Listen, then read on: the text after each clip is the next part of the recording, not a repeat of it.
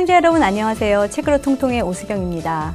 정전이 되면 온통 세상이 암흑입니다. 이때 조그만 등불도 태양처럼 느껴지는데요.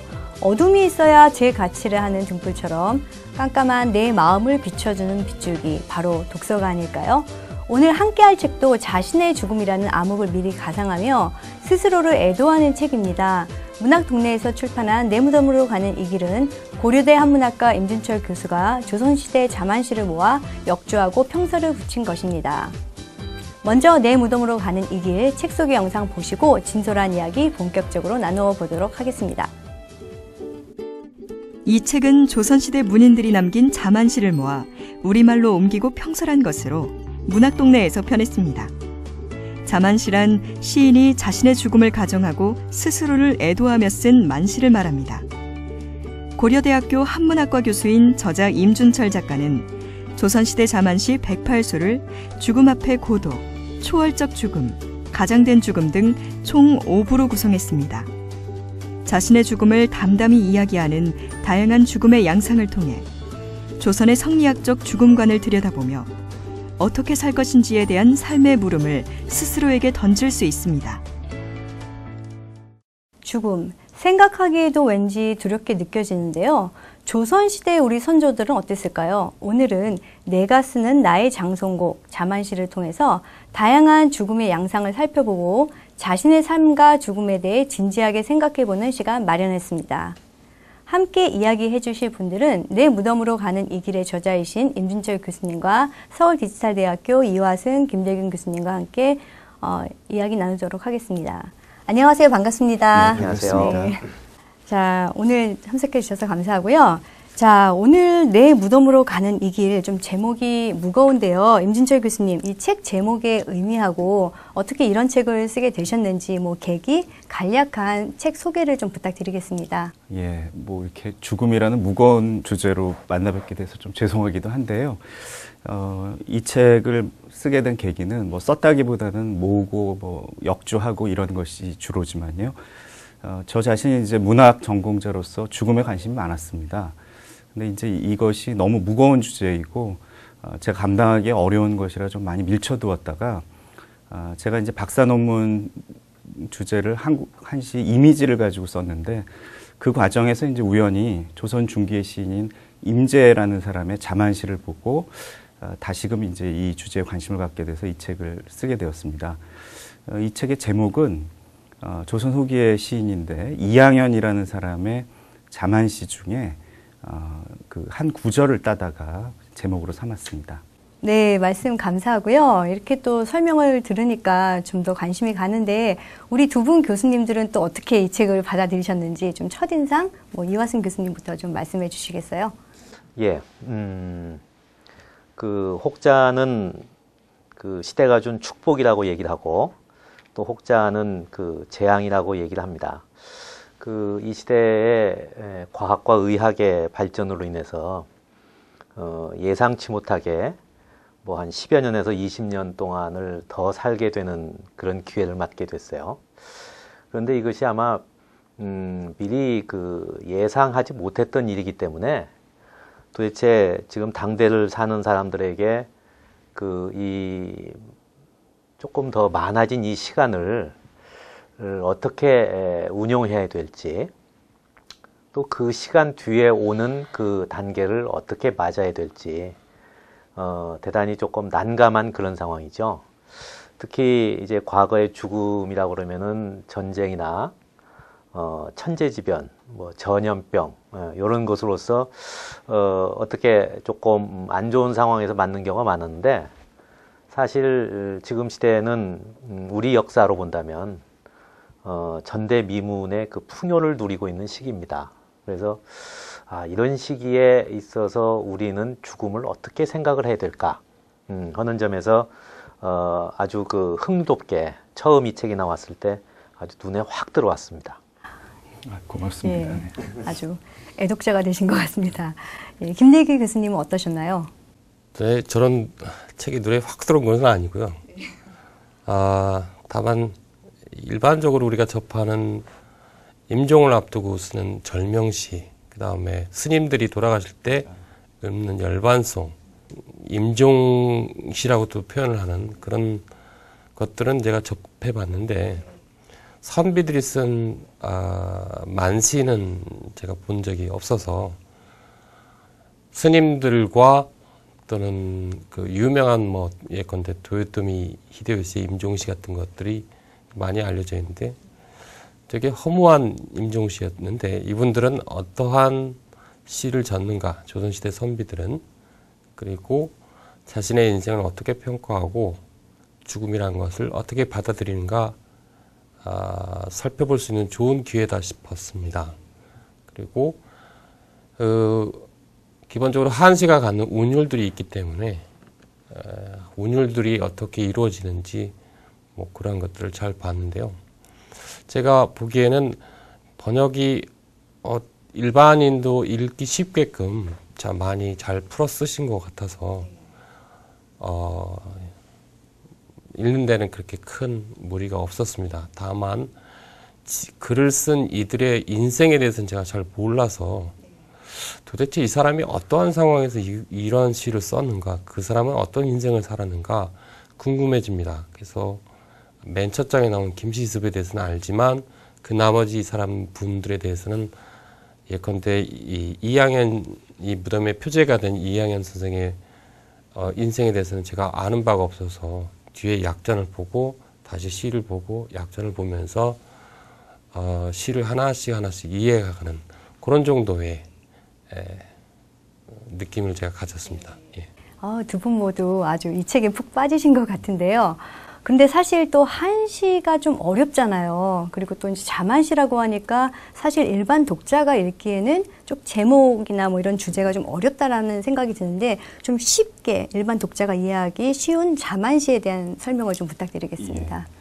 뭐 한시는 제 전공이기도 하지만 뭐 저 역시 어렵습니다. 그러니까 일반 분들이 어렵게 느끼시는 건 너무나 당연하고요.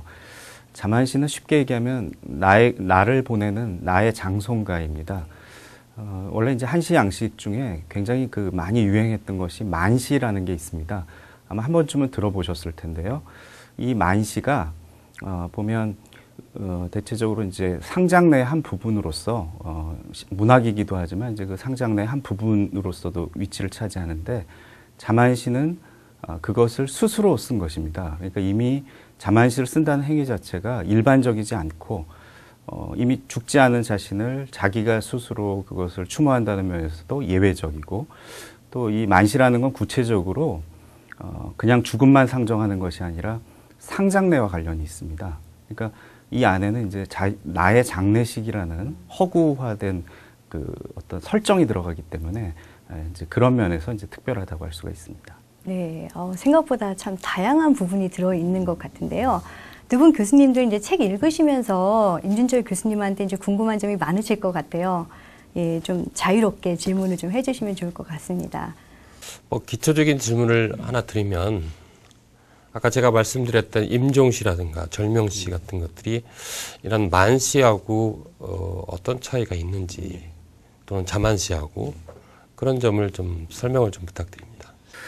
사실 지금 선생님께서 질문하신 거는 그 자체로 굉장히 전문적인 얘기가 되기도 합니다. 간단히 말씀드리면 임종시나 절명사는 어찌됐든 자신의 진짜 죽음을 전제하고 하는 것입니다. 그러니까 우리가 매천 황현 선생의 절명사 같은 데서 알 수 있듯이 이제 자살하기 전에 마지막으로 남긴 시인데요. 자만시는 이게 이제 문학적인 일종의 허구입니다. 그래서 이거는 반드시 자신의 죽음과 연결이 되지 않고 뭐 심지어는 이 시를 쓰고도 오래오래 잘 산 사람도 있고 뭐 또 독특하게는 이 시를 쓰고 죽을 위기에서 살아나기도 합니다. 그래서 이제 그런 부분에서 차이가 있고 또 한 가지는 조금 전에 말씀드린 것처럼 상장례가 결부되느냐 아니냐의 차이입니다. 서구에도 엘레지라고 해서 이런 종류의 시가 있다고는 하는데 그 경우에도 상장례하고는 직접 관련되는 건 아니라고 그러거든요. 그래서 이 만시라는 것도 나름대로 독특함이 동아시아 문학으로서 있는데 자만시는 이제 다시 그거를 스스로 썼기 때문에 제가 이제 이것들을 학회 같은 데서 발표했을 때 주변 전공자 선생님들한테 듣기로는 서구 문학에서도 유사한 사례를 참 찾기 힘든 그런 양식의 문학이라고 들었습니다. 이제 이런 면에서 임종시나 절명사하고는 분명한 차이가 있습니다. 예, 저는 한 2가지 정도를 한번 여쭤보고 싶었어요. 우리가 거꾸로 가서 김시습을 만났을 때 김시습이 우리말로 엮었으면은 과연 이런 문장을 냈을까? 예, 번역이 너무 잘 돼 있습니다. 그래서 이제 아유, 과찬이죠. 저도 그 번역서를 한두 권 냈었는데 이거를 너무 지나치게 잘 하면은 오히려 그 원래 썼던 그것을 조금 벗어날 수가 있거든요. 그래서 그런 그 시각 차이를 한번 여쭤보고 싶고, 두 번째는 사실은 이제 뒷장의 그 해제 부분에서도 말씀하셨다시피 대개 이 그 자만시의 몇 가지 그 배경이 정치적 변고 혹은 이제 과거에 실패했거나 아니면은 또 아주 재미있게 이런 풍류를 다하지 못한 것에 대한 회한이 있습니다. 일반 유행이 아니라면 백성들은 어떤 생사관을 가지고 있었을까? 한편으로 보면 훨씬 더 죽음에 대해서 긍정적이지 않았을까? 이 2가지가 조금 임 선생님께 한번 답변을 듣고 싶었습니다. 우선 첫 번째 문제는 선생님께서 이제 결국 이런 풀어쓰기식의 시 번역이 갖는 또 하나의 한계를 잘 지적하셨습니다. 한 시를 우리말로 옮기는 입장에서는 늘 고민하는 문제입니다. 한 시의 원래의 운율미라든지 이런 것들을 최대한 살리면서 번역문을 만들 것인지, 아니면 일반 독자의 이해를 돕기 위해서 최대한 그 의미를 풀어낼 것인지, 사실 어느 한쪽에 꼭 답이라 할 수는 없고 항상 고민이 되는 부분입니다. 제 자신도 이럴 때 학술 논문에서는 조금 다르게, 또 이렇게 풀어낼 때는 또 좀 다르게, 이렇게 동일한 시도 번역을 좀 달리하기도 하는데요. 일단 이번 책의 취지는 일반적인 교양 독자들한테도 이 시를 전달하기 위함이어서 좀 많이 푼 편입니다. 이에 따라서 당연히 선생님께서 깊이 한 시를 보고 지적하셨듯이 한 시 원래의 그런 면모들이 조금 너무 지나치게 말을 풀어서 사라진 점이 없지 않습니다. 이 점은 이제 저도 한번 고려를 하고 어떻게 보완할 수 있을지 한번 생각해 보고 싶고요. 두 번째 문제는 정말로 쉽지 않은 문제입니다. 제가 이제 죽음의 문제를 관심 가지면서 대학원에 들어와서 공부할 때 이것을 가지고 학위 논문도 쓰려고 했습니다. 근데 주제를 제가 이제 감히 감당하기가 어려워서 미뤄두었다가 이제 다시 조금 꺼내서 일부분을 시작한 것인데요. 근본적으로 이제 한시가 가지고 있는, 양식이 가지고 있는 한계가 있습니다. 이거는 요즘 말로 하면 이제 기득권층의 문학이고, 이들은 그냥 일반 사람들은 아닙니다. 선생님이 느끼시듯이 약간의 이제 문해적인 취향, 또 이 시가 연유하고 있는 어떤 문학적 전범에 대한 추승, 이런 것 때문에 이제 이 시를 짓기도 하기 때문에 모든 것이 가치 있는 진정한 자기 내면의 어떤 죽음에 대한 인식일 수도 있지만 어떤 것은 아니기도 합니다. 모든 것이 그렇지는 않지요. 근데 한편으로 또 보면은 이제 우리 같은 평범한 사람들이 어떻게 생각했느냐, 당시에 일반 백성들이 어떻게 생각했느냐를 우리가 이제 관심을 또 갖게 되는데, 아쉽게도 이제 이 자만시의 작가들은 신분계층으로 보면 기껏해야 서계이거나 중인 정도. 그러니까 여전히 어떤 당시 기득권층에 접근하거나 거기에서 약간 소외된 정도이지 일반 사람들은 아쉽게도 없습니다. 그래서 참으로 이제 이것은 아쉬운 부분인데, 다만 제가 이제 밝혀낸 것은 아니지만 구전 문학이라든지 이런 영역에서 이런 성향을 가지고 있는 것들을 좀 발굴해서 민요라든지 여러 가지 옛날 이야기도 가능하겠고요. 그런 데서 이제 좀 살펴볼 필요가 있고, 나중에 말씀드리겠지만 이 작업은 저 혼자 다 감당할 수 있는 일은 아닌 것 같습니다. 우리의 죽음인식의 특징, 이거는 과거의 선배 학자님들부터 굉장히 수준 높은 분들이 많이 관심을 가지시는 부분인데, 저 역시 이제 그것을 알아가기 위해서 한 부분을 시작한 것이고요. 그 생사관과 관련해서 같이 질문을 해보면, 소개한 시 중에 이연직에 다시 태어나면 명나라에서 태어나겠다, 그런 시가 있습니다. 여기서 보면 다시 태어난다는 얘기는 우리가 환생이라고 해서 일종의 불교적 개념으로 이해를 하고 있는데, 유가의 선비가 그런 걸 믿는다는 말인가? 아니면 단순히 상징적 표현으로 쓴 것인가? 어떻게 보십니까? 글쎄요, 금방 답변 드리긴 어려운데, 일단은 주된 의미는 상징적인 것이고, 주로 이제 이 시기, 그 당시 지식인들이 명에 대한 의리론, 이런 것들을 강조하면서 나온 그런 어떤, 그러니까 자만시이지만 당시 지식인들의 어떤 내면 풍경을 보여주는 그런 언급이라고 할 수가 있습니다. 사실 자만시의 내용으로 보면 굉장히 좀 특별하기도 한데, 또 달리 보면 그 당시 지식인들이 우리가 물론 이제 오늘날 볼 때는 그 인식이 현실적으로 그다지 당대의 현실을 그렇게 냉정하게 판단하는 것은 아니라 할지라도 굉장히 그 명나라에 대한 의리론이 강하고 청나라에 대한 뭐 심지어는 복수까지 다짐하는 이런 의식이 굉장히 강했음을 보여주는 자료인 것 같습니다. 그에 따라서 이제 뭐 이렇게 환생에 대한 부분을 물론 이제 이 시기 지식인이라고 해서 꼭 그 육아적인 사고만 하는 것은 아니고 불교와의 그 교섭 양상도 얼마간 있지만 이현직의 경우는 사실 그다지 이렇게 뭐 불교와의 교섭 양상이 두드러지는 인물은 아니어서 아마도 그건 좀 상징적인 표현이라고 봐야 될 것 같습니다. 예. 네, 두 분 질문과 이게 또 답변을 들으니까 좀 더 우리가 자만시에 대한 관심이 더 커지고 갈 것 같은데요. 자, 이쯤 되면은 우리 시청자분들께서 도대체 자만시를 어떻게 썼을까 구체적인 내용이 궁금하실 것 같아요. 그래서 세 분 교수님들께서 한 편씩 마음에 드시는 것을 골라서 좀 소감, 뭐 설명 이런 것 좀 같이 곁들여 주시면 좋을 것 같습니다. 먼저 이화승 교수님. 예, 자칫 잘못하면 어떤 한 시를 뽑았을 때 많은 사람들이 저 사람도 저렇게 살았구나라고 혹시 하실까 봐서 네. 여러 번을 읽었는데 네. 역시 맨 처음에 나온 이 시가 주는 그 감흥이 너무 컸습니다. 그래서 저는 맨 첫 번째로 제시하신 김시습의 내 묘지에는 꿈을 꾸다 죽어간 늙은이라 써야 하리라는 이 시를 꼽았습니다. 뭐 아까 번역에 대한 그 말씀도 계셨지만 번역도 참 잘 되었고 일종의 그 카타르시스도 있고 슬픔도 있고 그래서 저는 이 시를 꼽았습니다. 예, 한번 읽어볼까요? 네. 나 태어나 사람이 된 바에야 어찌하여 사람돌이 다 하지 못했던고. 어렸을 적엔 명리 일삼았고 나이 들어선 행동이 갈팡질팡했지. 고요히 생각하노라니 너무나 부끄러운 것은 일찍 깨닫지 못했다는 사실이네.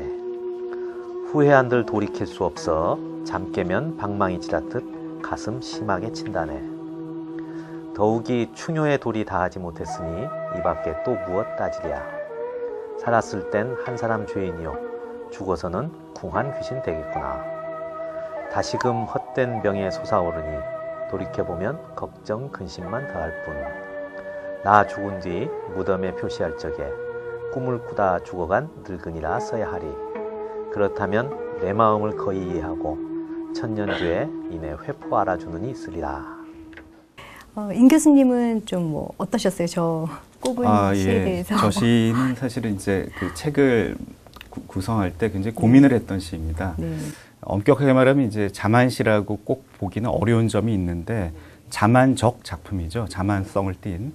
근데 이제 선생님께서 좋아하신 것처럼 저 역시 이게 이제 본격적인 자만시는 아니라 하더라도 너무나 의미가 있고 아마도 이 영향이 어느 정도는 주변인들한테 작용했을 거라고 봐서 이 시는 이제 맨 앞머리에 넣게 되었는데 뭐 제대로 된 감상자를 만난 것 같습니다. 네, 그럼 임 교수님이 뽑으신 자만시는 어떤 건가요? 예, 뭐 저한테는 사실 여기 실려 있는 모든 시들이 다 의미가 있고 그 이후에도 이제 이 책을 역주하고 해설한 이후에도 계속해서 이제 작업을 하고 있습니다. 이 방면에. 그래서 뭐 어떤 한 시만을 꼽기는 참 어려운데 그래도 이제 제가 이 자만시라는 것에 주목하고 이것에 집중하게 한 계기가 된 임제라는 조선 중기의 아주 그 개성적인 시인이죠.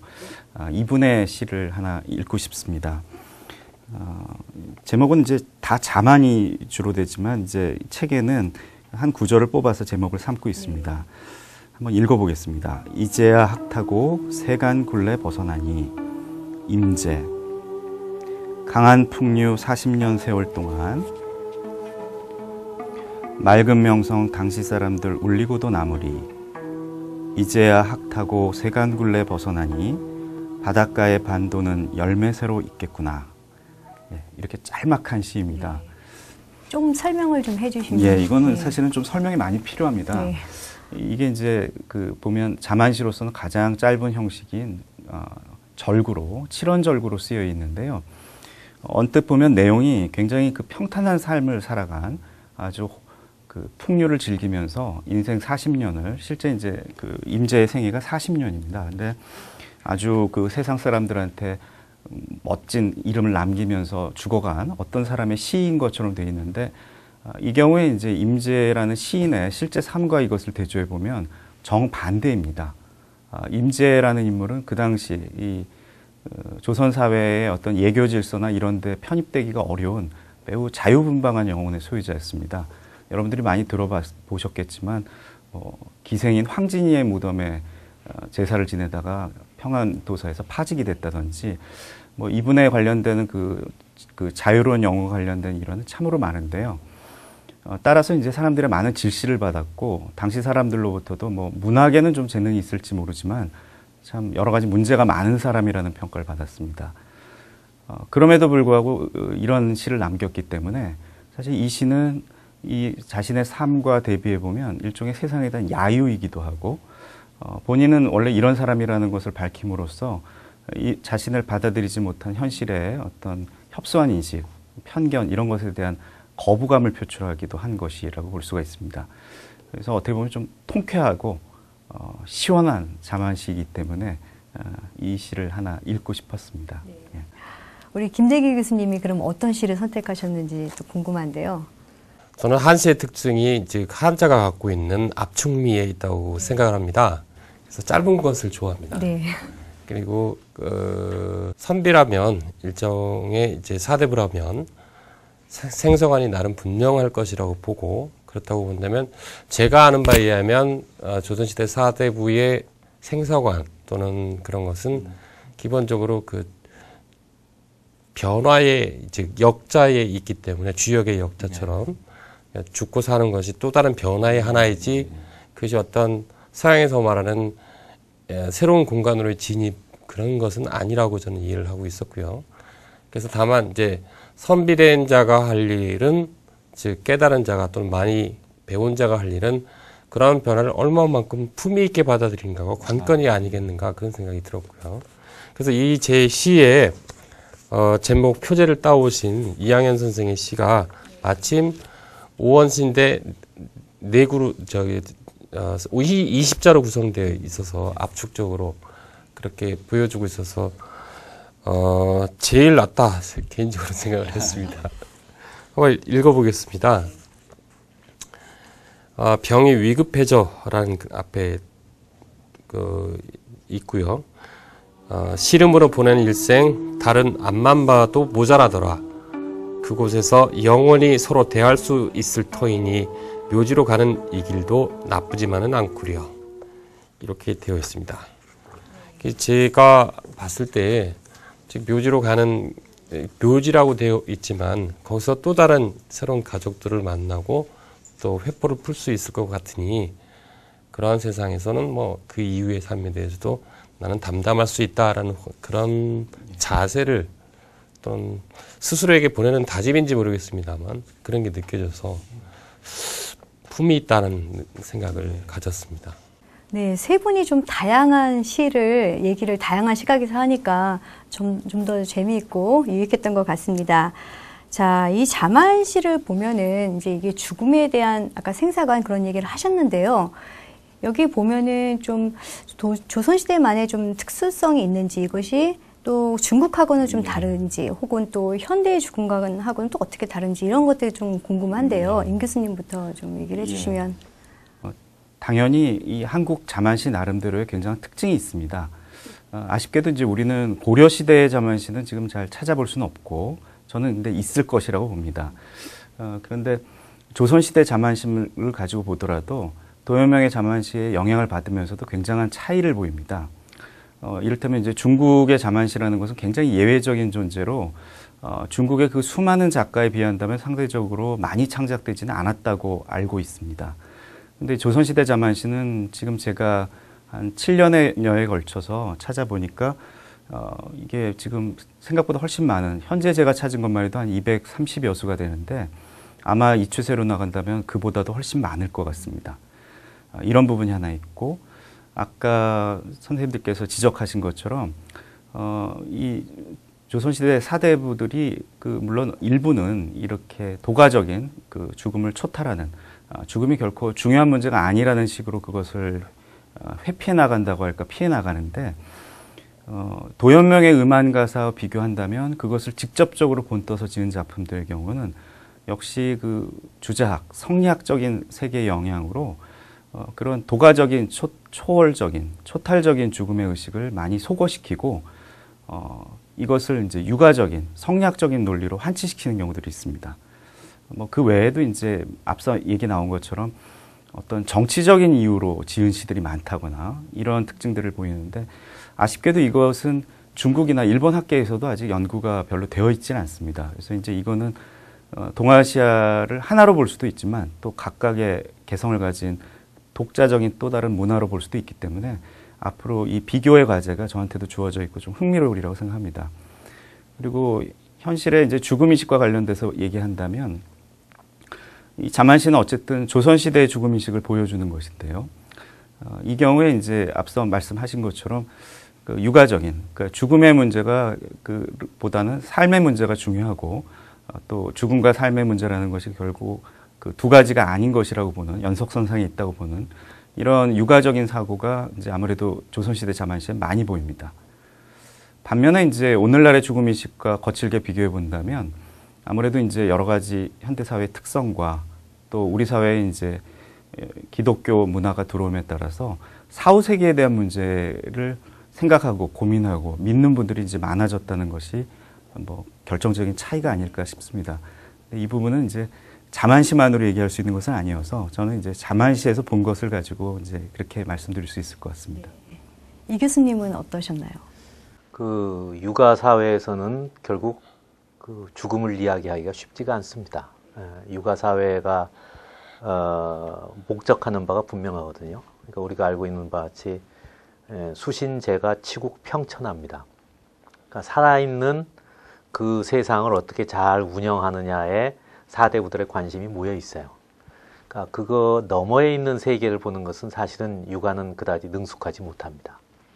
중국 사회에서는 유가가 다루지 못하는 부분을 이제 다루는 여러 그 다른 그 학문들이 있죠. 이제 그 중에 대표적인 것이 도가죠. 예. 그래서 도가는 그 유가가 추구하는 그 치열한 현생에서의 삶을 위안으로 전환시켜 주는데, 그 중요한 또 하나의 공간이 바로 그 죽음입니다. 그래서 그런데 선생님께서 뒤에서도 언급하셨다시피 서양 사람들이 그 얘기하는, 그러니까 서양 사람들이 일찍이 죽음을 대상화하고 음미하고 어떤 그런 전통이 있었다 하면은 동양에서도 그와 상응하는 어떤 그 관점들이 분명히 존재했었을 것이고, 그래서 사실은 이 사대부들의 삶에 약간 도가적인 것도 묻어 있고 아까 말씀하신 불가적인 것도 묻어는 있으나 조선 사회에서도 죽음은 역시 두려운 것이었다. 예. 그래서 그 전통을 가지고 있는 우리가 현세에서도 죽음에 대해서 그렇게 두려운 것이 아닌가. 예. 공동체에서 배제되어 가지고 어쩔 수 없이 밀려간다는 그런 느낌을 극복하기가 상당히 어렵다는 생각이 듭니다. 이것은 동양적 그 생사관이 반드시 어떤 해답을 주어야 되지 않을까. 그래야만이 서양과는 다른 방식으로 우리도 죽음을 조금 편하게 볼 수 있지 않을까 하는 기대가 있습니다. 네, 김대희 교수님은?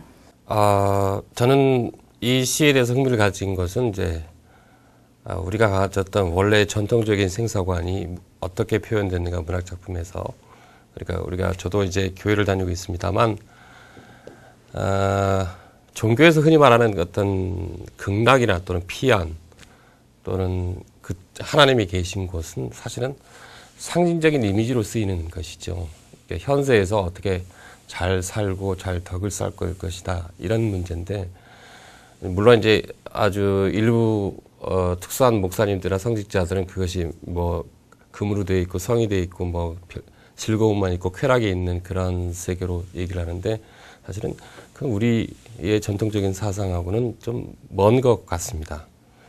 근데 이제 삶이 오히려 저는 삶과 죽음이 다르지 않다는 어떤 유가적인 또는 조선시대의 생사관이 그리고 또 이것을 담담하게 죽음을 얘기하는 것들이 물론 개개인에 따라서 취향에 따라서 뭐 아주 애조를 띠는 사람도 있고 담담한 사람도 있고 그리고 또 죽음까지 끝까지 가면서 난 죽어서도 다시 태어나리라 명나라에서 하면서 끝까지 자기 고집 부리는 사람도 있지만 어쨌든 이 뭐랄까 그건 하나의 뭐랄까 변화를 받아들이는 어떤 그런 마음의 자세이지 별도의 공간이나 또는 신이 있는 곳으로 간다고 생각을 해서 거기서 다시 뭐 환생을 한다 뭐 그런 개념으로는 이해가 되지 않고요.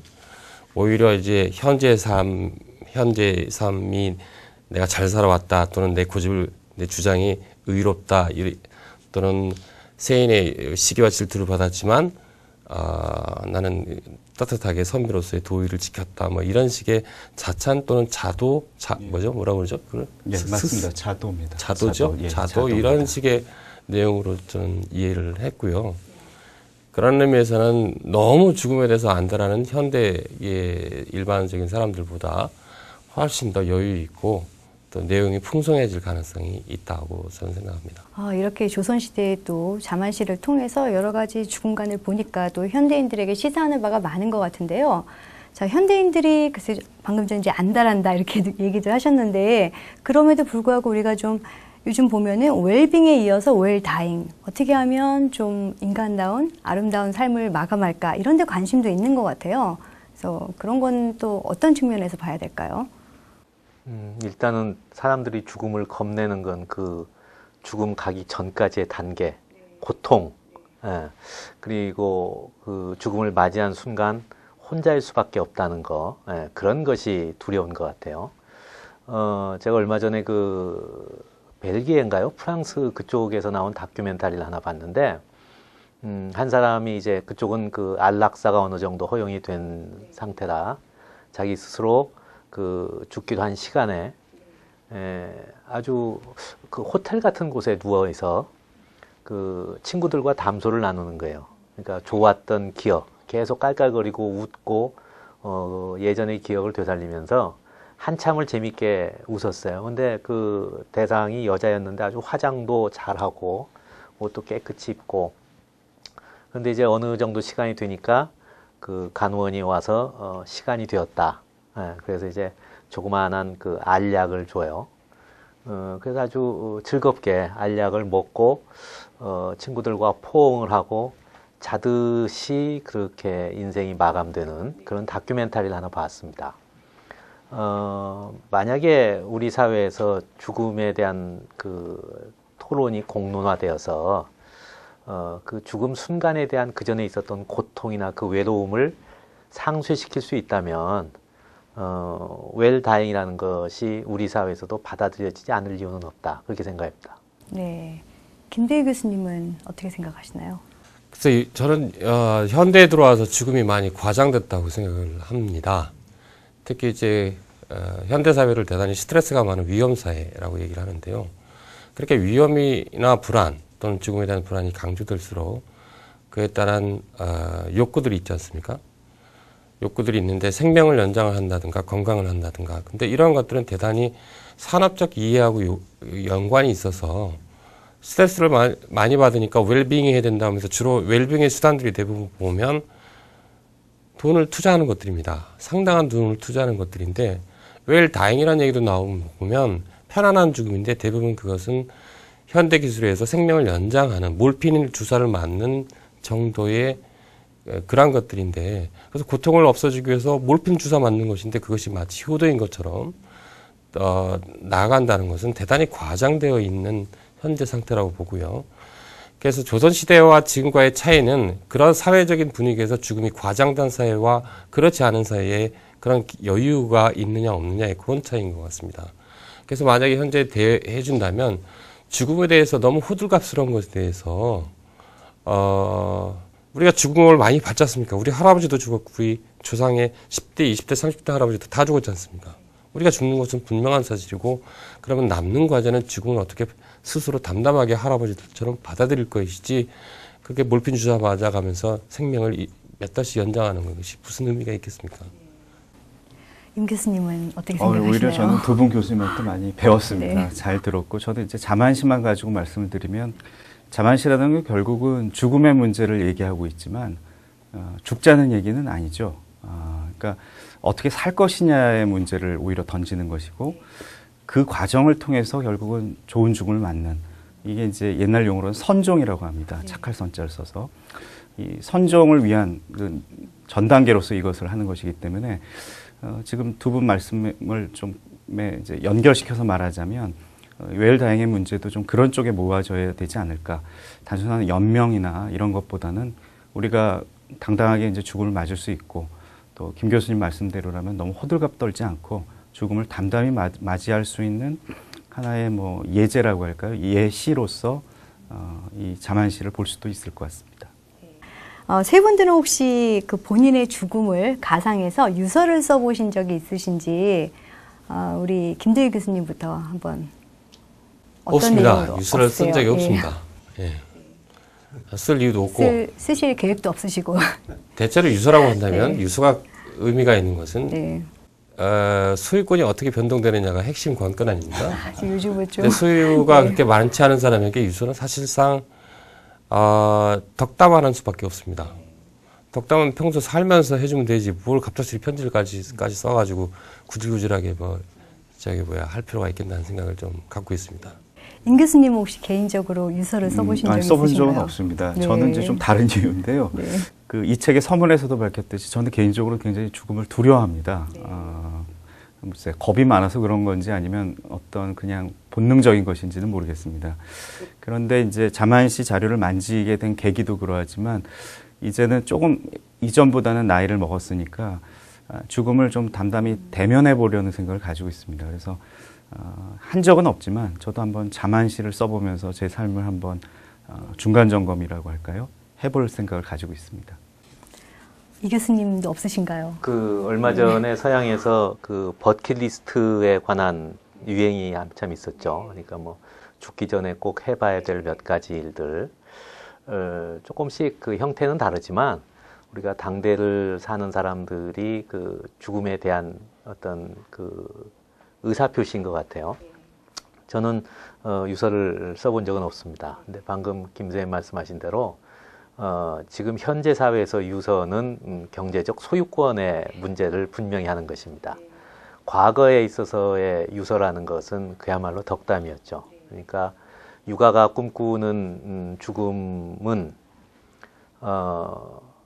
집에 누워서 식구들에게 자기가 살아온 인생 경험을 잘 전해주고 그러고 편안하게 눈을 감는 것입니다. 그래서 육아에서 가장 그 잘못된 저것이 객사 아니면은 이제 횡사가 있죠. 네.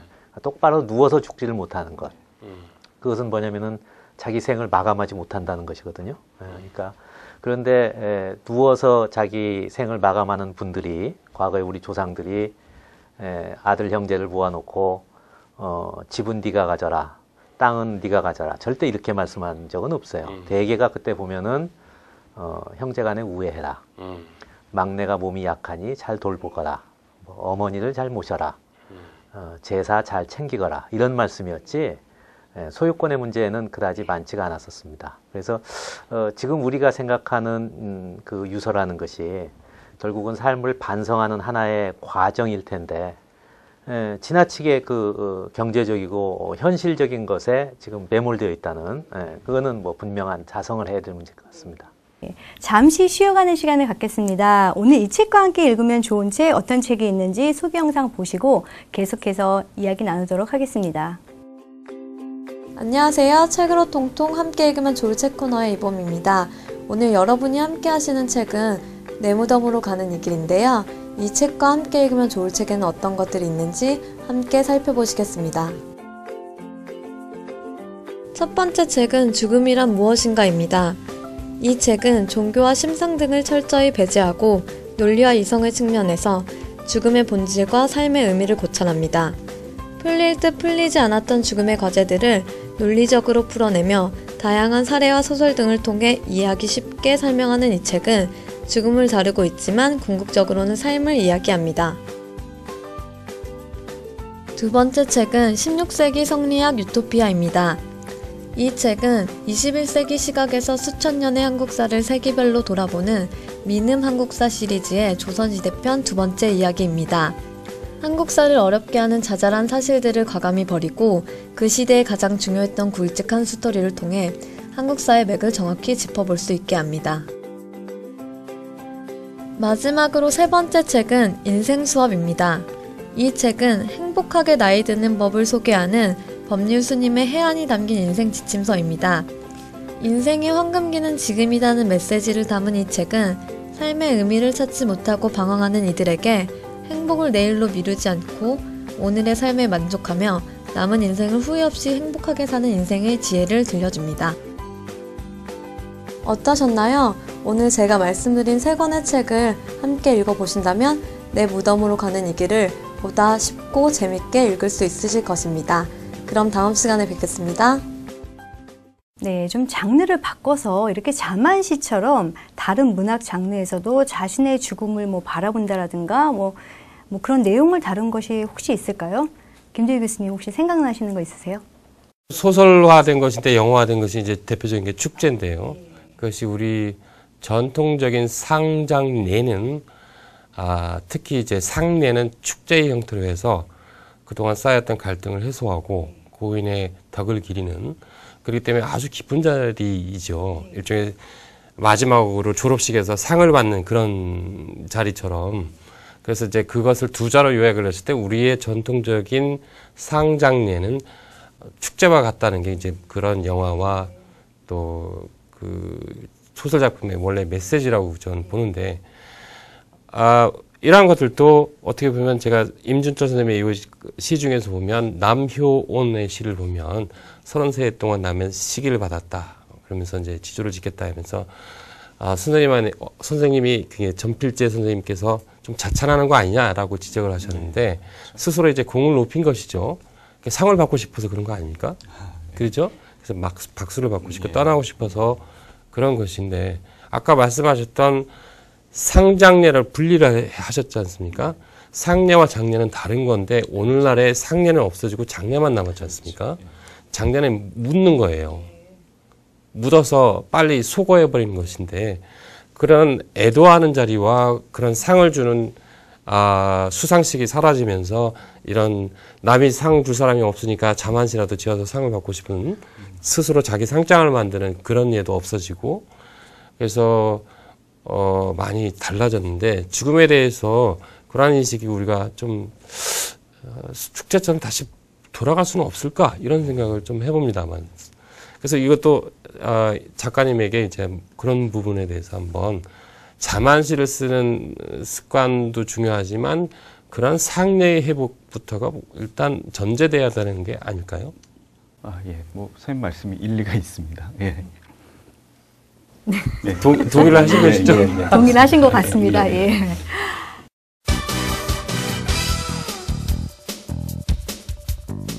자, 오늘은 제가 또 찬반 토론 시간 준비했는데요. 이 주제도 약간 좀 무겁고 사실은 앞에 좀 나왔던 얘기입니다. 바로 자신의 죽음을 선택할 수 있는 권리, 인간답게 죽을 권리, 바로 존엄사, 안락사에 대한 부분입니다. 찬성, 반대 여부를 카드를 들으시면 됩니다. 다 준비되셨죠? 하나, 둘, 셋.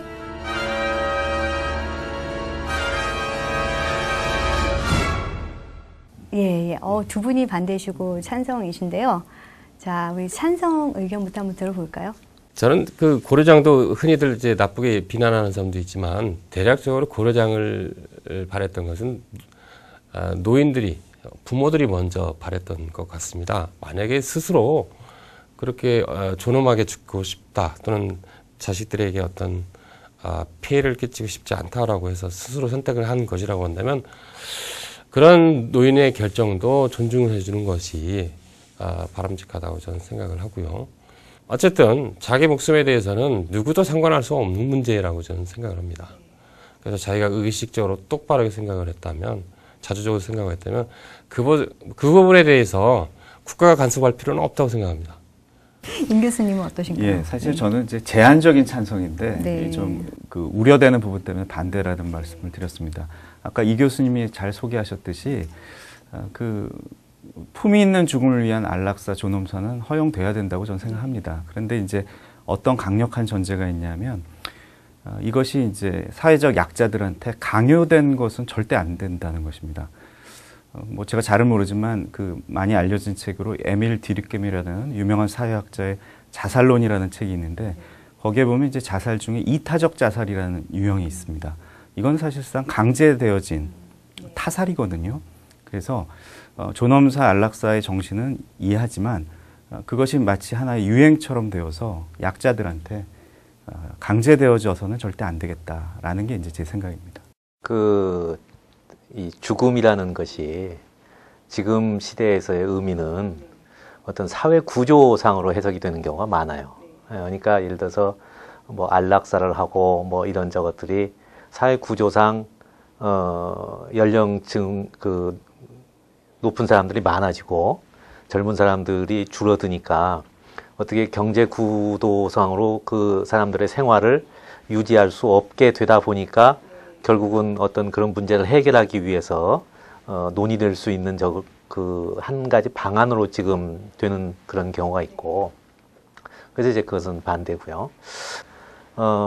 부모들 생각에 뭐 자손들에게 어떤 폐를 끼치지 않기 위해서 혹은 내가 과거에 쌓아왔던 내 명성에 걸맞지 않은 모습을 보이기 싫어서 라고 죽음을 선택한다면 그것은 인간이 가지고 있는 본연적인 그 모습과는 다른 것이다.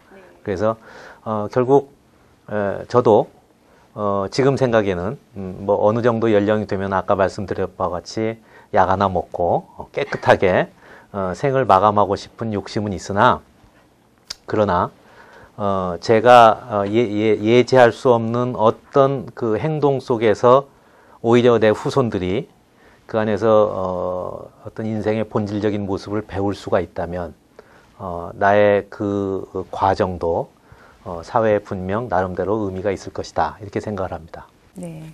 뭐 세 분 의견이 좀 다른 듯 하면서도 또 이 존엄사를 결정하는 게 이게 또 환경과 여러 가지 상호작용이 있기 때문에 또 그런 부분을 또 비슷하게 얘기하신 것 같습니다.